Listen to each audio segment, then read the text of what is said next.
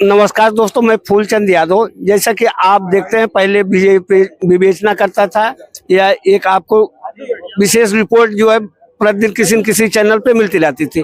सबसे पहले आपको जानना आवश्यक है कि EPS 95 क्या है। मैं आपको बता दूं, एम्प्लॉय पेंशन स्कीम 1995 में लगाई गई थी। अब उस पेंशन को विचारों को क्रियात्मक रूप नहीं दिया जा सका। आज ये हमारा सौभाग्य है या आप लोगों का सौभाग्य है, जिनका नाम हम अपने मुखारबिन से बराबर लेते रहते हैं कि अशोक राव सर जी हैं, वीरेंद्र सर जी हैं और आदरणीय हमारे भटनागर साहब जी हैं। ऐसे ऐसे महान विभूतियां हैं जो चर्चित हैं, पूरे भारत में इस समय चर्चा का विषय बना है। EPM 95 आज का ही नहीं, विगत 8 वर्षों से है। इतिहास जो बता रहा है, अब नया अनशन जो चालू हुआ है, कर्मी का अनशन चालू हुआ, आज जो 7वां दिन है। तो सबसे पहले हम बी कमांडर साहब को नमस्कार करते हुए, सर आज का क्या विषय रहा? नमस्कार। आज आप जैसा कि जानते हैं 31 तारीख से आंदोलन शुरू हुआ।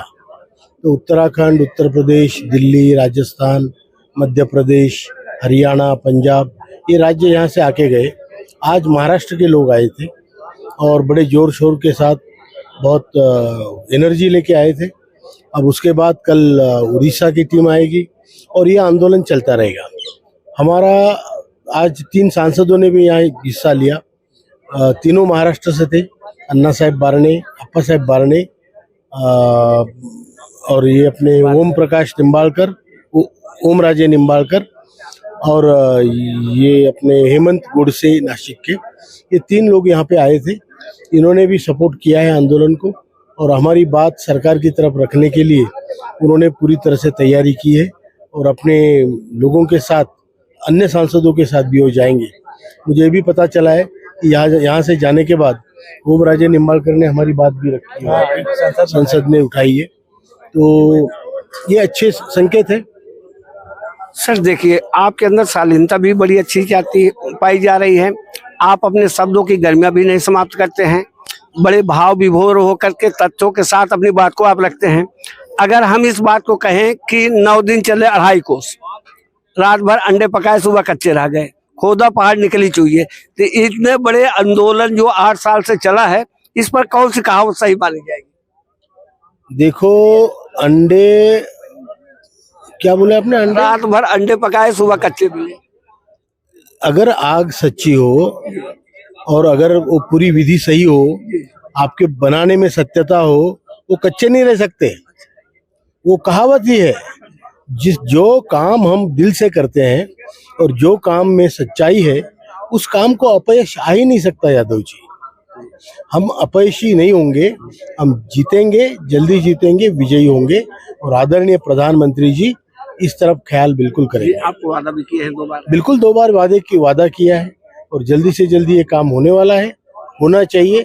हमारे देश का बुजुर्ग खुश रहेगा तो देश में खुशहाली भी होगी। सर, आप बहुत ज्यादा विश्वास और आस्था प्रधानमंत्री जी के ऊपर हमेशा हर वीडियो पे बताते हैं, हर जगह बात भी करते हैं मंचों से, ठीक है। लेकिन क्या आप ऐसा जानते हैं कि प्रधानमंत्री जी जो बोले हैं वो किए हैं? ऐसे कुछ उदाहरण बताएंगे आप? नहीं, मुझे तो जो मान लिया जाए कि आपका भी काम करेंगे, आपसे बोले हैं। नहीं, मुझे बाकी चीजों का तो मालूम नहीं, लेकिन एक बात मैं आपको कहना चाहता हूँ, अगर हमारे प्रधानमंत्री पे विश्वास ना करे तो क्या पाकिस्तान के प्रधानमंत्री पे विश्वास करे? भारत पाकिस्तान आप नहीं, मैं बता रहा हूँ आपको, वो हमारे देश के मुखिया है, उनके ऊपर विश्वास रख के चलना पड़ेगा आपको, क्योंकि चाबी उनके हाथ में है। अब चाबी उनके हाथ में है, निर्णय वो लेंगे, वही काम करेंगे और फिर हम उनके ऊपर विश्वास नहीं रखेंगे तो सर, पूर्ण श्रद्धा और विश्वास के साथ आप बात कर रहे हैं प्रधानमंत्री के ऊपर, ये अच्छी बात है। हम भी अपने प्रधानमंत्री के ऊपर करते हैं। क्या आपको जानकारी में है कि प्रधानमंत्री जो कह देते वो करते कहाँ हैं? उसके बारे में मैं नहीं जानता। मैं इतना जानता हूँ कि हमें कहा है और वो करेंगे। उनके दिल में इस चीज के लिए जगह है और जल्दी से जल्दी हमारा काम आदरणीय प्रधानमंत्री जी करेंगे। सर, आप धैर्य की एक सीमा भी आपके अंदर है कि वो समुद्र से ज्यादा गहराई है। आप 8 साल में अपना धैर्य सब्र नहीं तोड़े हैं। लगातार शांति, न रेलवे को आपने क्षति पहुंचाए, न राष्ट्रीय संपत्ति को आप क्षति पहुंचाए। सब शालीनता से जो वयोवृद्ध हैं, किसी न किसी घातक बीमारी से शिकार हैं, किसी जो है ब्लड में इन्फेक्शन, किसी का अर्थराइटिस है, किसी को वाइट पेन है, किसी की एनीमिया है, कोई हार्ट की दवा, कोई लीवर की दवा, कोई आयरन कैल्शियम ले रहा है, फिर भी लोग आपके संघर्ष में लड़ रहे हैं। आप ही कल बोले थे कि राम की भी से न कमजोर रही, और पांडवों की भी सेना कमजोर रही, वो जीते थे।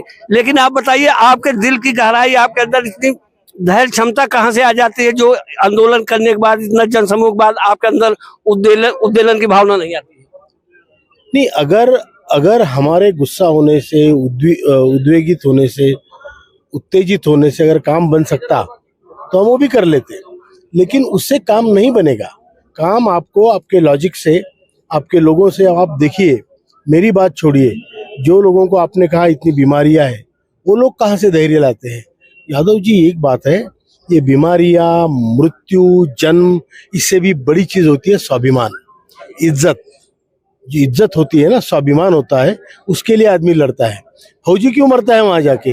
उसको मालूम है साला मैं जाऊंगा मरूंगा, लेकिन वो लड़ता क्यों है? क्योंकि वो वर्दी की इज्जत बचाना चाहता है। वो अपनी जान की परवाह नहीं करता, वो वर्दी की परवाह करता है।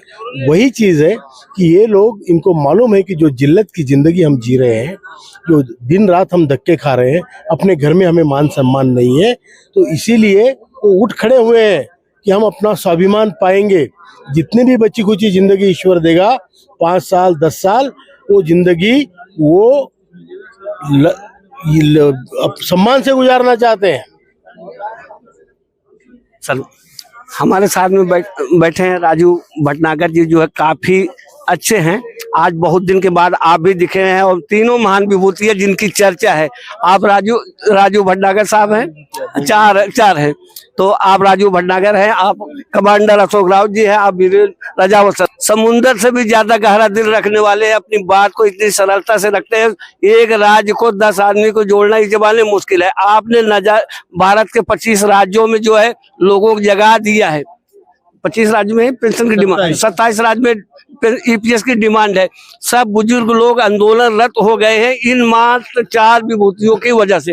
आपने स्वास्थ्य तो चलता रहता है, जब हम आते हैं ना सबके साथ में तो डबल एनर्जी मिल जाती है। 65 साल में आदमी को कितनी एनर्जी चाहिए, वो इन्हीं लोगों के साथ में आके मिलती है।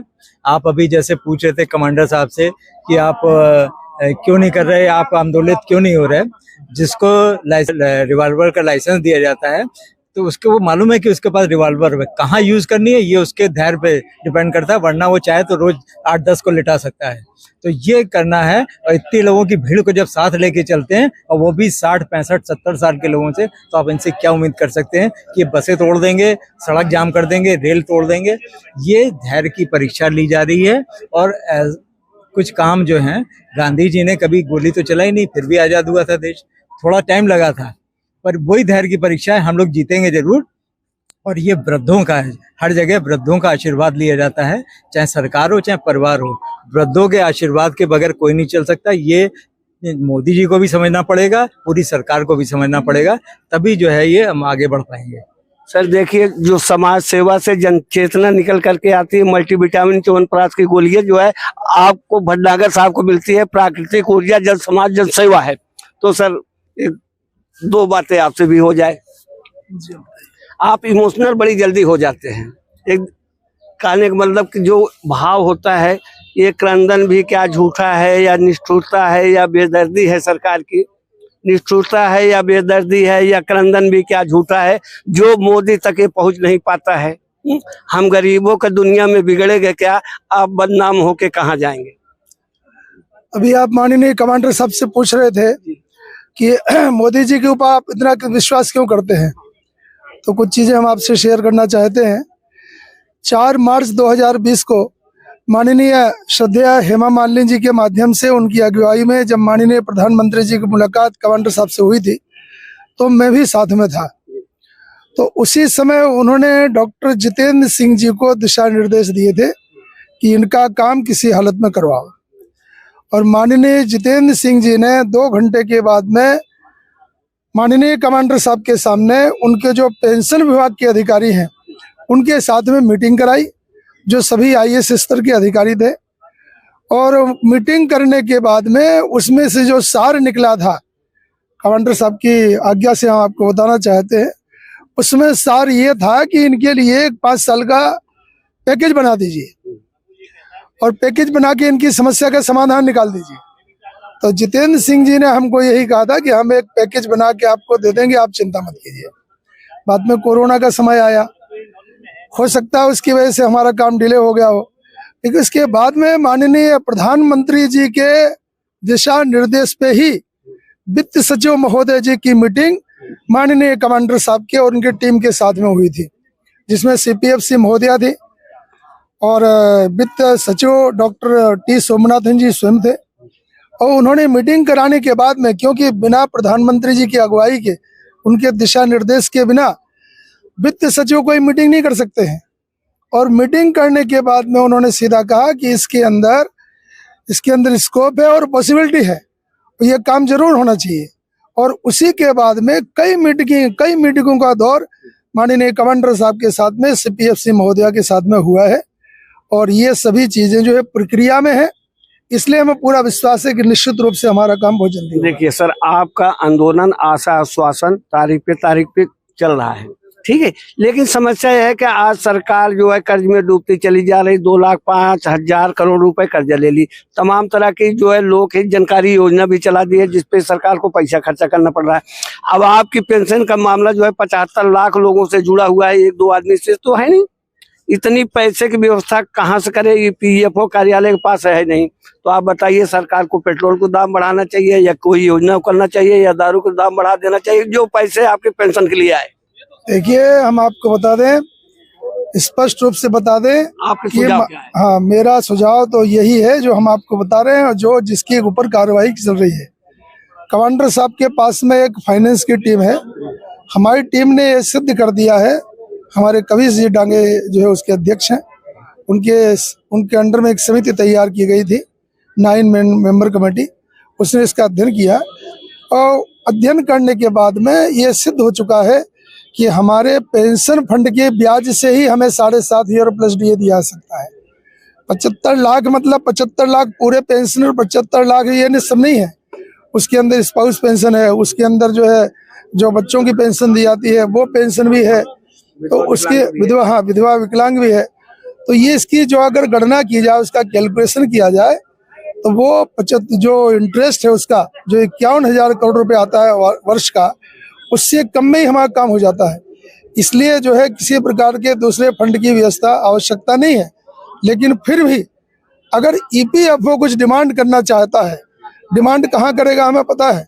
डिमांड वहाँ करेगा कि जब भी सुप्रीम कोर्ट के डिसीजन के हिसाब से जो हायर पेंशन के बारे में उनको पैसा अदा करना है, उसके बारे में वित्त विभाग से उन्होंने डिमांड करनी चाहिए और वो डिमांड करे कि सुप्रीम कोर्ट के हिसाब से हमें जो है हायर पेंशन के इतने पैसा लगता है और वित्त विभाग प्रोवाइड करे। इसलिए जो है हमारे मिनिमम पेंशन केस में किसी प्रकार का कोई अलग से कोई बर्डन करना सरकार के ऊपर नहीं आएगा और हमारे पेंशन फंड से दिया जा सकता है। इसके बाद में और महत्वपूर्ण बात है, अभी EPS 95 जो स्कीम थी वो बंद हो चुकी है। अभी नई स्कीम आ रही है EPS 23 नई स्कीम आ रही है। वो नई स्कीम नए लोगों के लिए है, तो उसका फंड जो है कैसे बढ़े, स्थिर कैसे रहे, उसके बारे में जो स्कीम बना रहे हैं वो विचार करेंगे कि उसको कैसे सक्षम रखा जाए। लेकिन एक बात हम आपको स्पष्ट बता दें, उससे हम बिल्कुल सहमत नहीं है कि EPFO जो कह रहा है कि हम 2000 से घाटे में हैं, वो बिल्कुल गलत है। एक्चुअली रिपोर्ट के हिसाब बार सामने कहता है 2000 से घाटे में है, तो 2000 से घाटे में तो उसका एनालिसिस भी तो करना चाहिए था कि अगर घाटे में क्यों हैं आप। EPFO बिल्कुल घाटे में नहीं है, उनका कॉर्पस बढ़ रहा है, पेंशन फंड में उसका ब्याज बढ़ रहा है और उसी फंड से हमारी मांग पूरी की जा सकती है। बाकी जो आपने आंकड़े बताए हैं, हम तो केवल EPS 95 पेंशन से संबंधित जो आंकड़े हैं उसको ही हम देख रहे हैं, उसके हिसाब से सक्षम है। कमांडर साहब, आपका मामला अगर एक विभाग से हो तो थोड़ा सरल हो जाता है। आज आपका मामला वित्त विभाग से है, EPFO कार्यालय से भी जुड़ा हुआ है और उसके बाद प्रशासन के लोगों से भी जुड़ा है। तो इसमें शिथिलता किस विभाग की है जो आपकी कार्रवाई जो तत्परता के साथ नहीं हो रही? देखिए, EPFO जैसे सर ने बताया, ये हरदम झूठ बोल रहा है, हमारे पास पैसा नहीं है। अरे भाई, तुम्हारे पास हमने सिद्ध करके दिया कि हमारे पेंशन फंड में लगभग आज की तारीख में, पहले आंकड़े पहले हैं, आज की तारीख में 9 लाख करोड़ के आसपास पैसा है। आपको हर साल जो 7.5 करोड़ लोग जो अंशदान दे रहे हैं वो 1 लाख के करोड़ है, 1 लाख करोड़ के आसपास है। आपका ब्याज अगर 8-10% भी पकड़ो तो 80,000 से लेके 1 लाख करोड़ तक आता है। तो ये सब जो चीजें हैं ये तो सब देख रहे हैं, तो ये झूठ बोल रहा है। फिर उसके बाद आप देखते हैं ब्यूरोक्रेसी में स्थिरता नहीं होती। 2 साल रहता है, पता चला सचिव बदल गया, 2 साल हो गया, पता चला मंत्री बदल गए।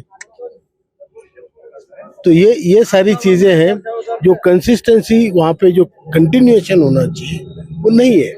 फिर भी हमारा काम जरूर होगा क्योंकि प्रधानमंत्री जी ने इसमें बिल्कुल इंटरेस्ट लिया है। देखिए इस समय भी कम है, समय सीमा भी कम है, मात्र 45 दिन के अंदर अगर आपका काम हो जाता है ठीक है, नहीं फिर आश्वासन आचार चुनाव संहिता लगने के बाद ये तो काम होना मुश्किल हो जाएगी। ये होगा फिर आप मेरा साथ दीजिए। 45 दिन बहुत होते हैं, 45 मिनट में हमारा काम हो सकता है। ऐसा क्या विकल्प है सर? ऐसा क्या विकल्प है, मतलब ग्राउंड वर्क तो पूरा तैयार है। अभी जैसे सर ने बताया, वित्त सचिव से मुलाकात होकर 2 घंटे की चर्चा हुई है, प्रधानमंत्री से 2 बार मिले हैं, लेबर मिनिस्टर से कई बार चर्चा हुई है। लेबर मिनिस्टर ने भी हमें आश्वासित किया है कि जल्दी से जल्दी आपका काम होगा।